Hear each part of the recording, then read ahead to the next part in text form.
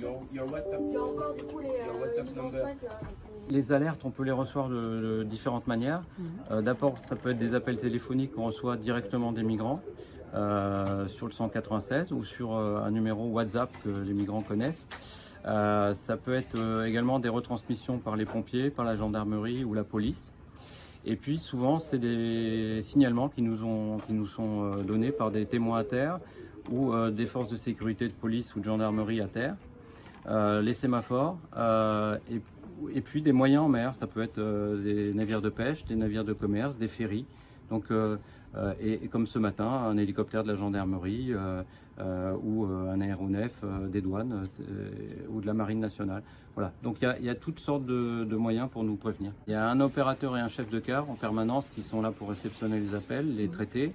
Un officier de permanence 24 heures sur 24 qui est de service également, qui est là pour analyser les situations, déterminer s'il y a des détresses, s'il y a des moyens à engager et déterminer quel est le dispositif qu'on va solliciter pour éventuellement organiser un sauvetage. Donc cette équipe-là, elle peut être doublée en cas de besoin, c'est-à-dire qu'on a des renforts qui sont mis en place avec un quart migrant renforcé pour les situations, les journées où on traite un très grand nombre de sauvetages. Donc on va faire appel aux renforts et on peut être amené à demander aux gens des quarts précédents de venir renforcer.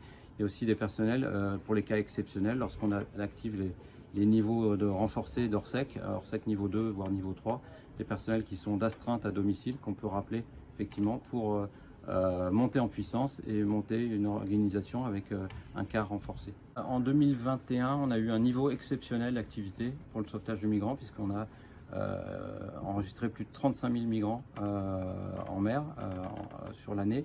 On a secouru plus de 8 400 migrants sur l'année. Et chaque année, on constate que le nombre de migrants impliqués est multiplié par 4, ainsi que le nombre de migrants secourus. Donc c'est un volume d'activité qui est considérable. On est monté jusqu'à 86 opérations par jour le 3 novembre. Et effectivement, on a été amené à déclencher des dispositifs Orsec de manière répétée et renouvelée l'année dernière, puisqu'on a déclenché l'Orsec 12 fois, ce qui était complètement exceptionnel et que ça n'a jamais été enregistré dans toute l'histoire du cross grenier ni dans d'autres crosses en France.